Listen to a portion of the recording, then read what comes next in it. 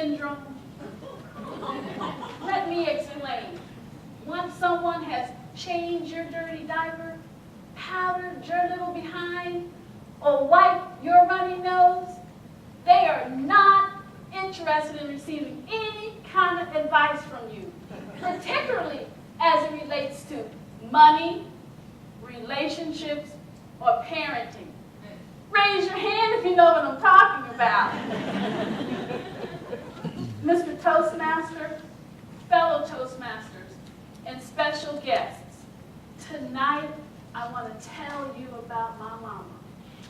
You see, my mama and me, we live together underneath the same roof. She is 77 years old with some pretty old-fashioned, seasoned thoughts on many different subjects. Like, for instance, if she knew that I was wearing white shoes after Labor Day, she would have said, "Get back in there and change those shoes. You can't wear white shoes after Labor Day."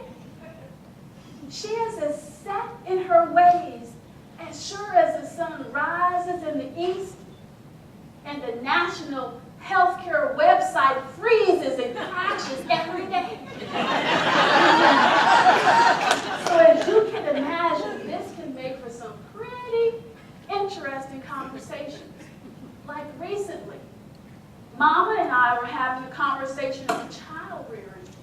And Mama immediately starts complaining about the kids, how you can't tell if they're girls or boys. She was really upset that her own great-grandchild fit into this category. Let me show you.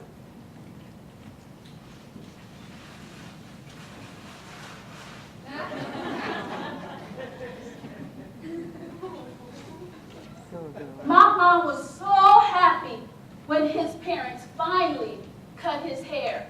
She says, "Now he looks like a little boy."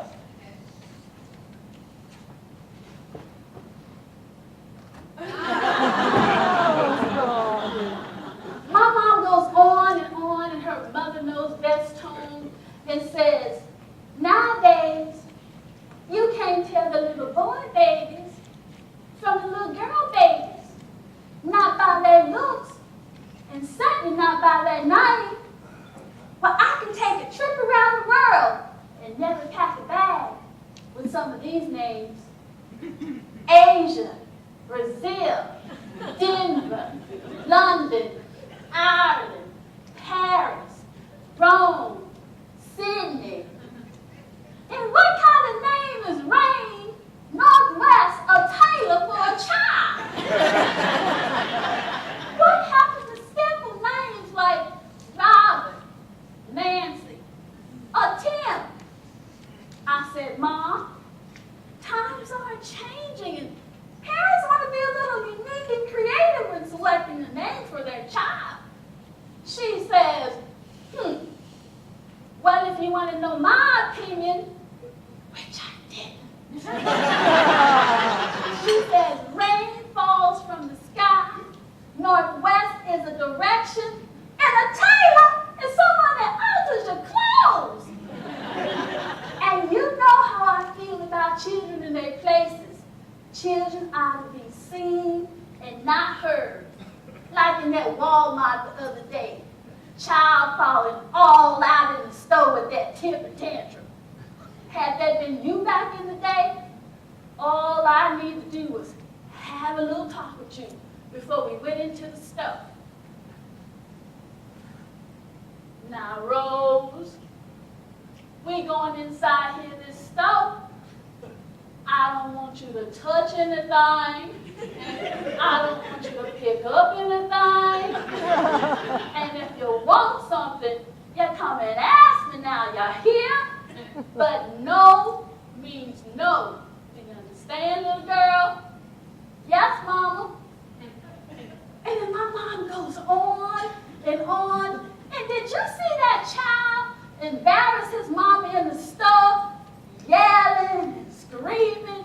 And then she had the nerves to bribe the child, saying, "Taylor, please pay for mommy, and mommy will take you to McDonald's. Yeah. Had that been me, all I need to do is give that child a look.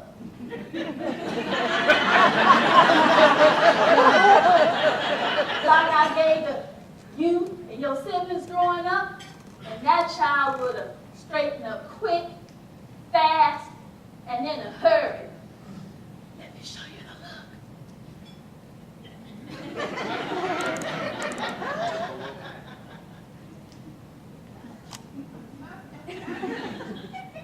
So my mom's going on, and all I could hear was Charlie Brown's teacher's voice in the background going, wah, wah, wah, wah, wah, wah, wah, wah, wah, wah.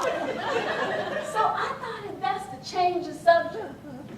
Mom, I'm traveling to Bakersfield to do my Toastmasters speech on tomorrow. She says, oh yeah? What you gonna talk about? I said, you. She laughs and says, child, those Toastmaster folks don't want to hear you talk about me. Won't you talk about all the things you do at the power company, Nevada Energy? I said, Mom, it's NV Energy, not Nevada Energy.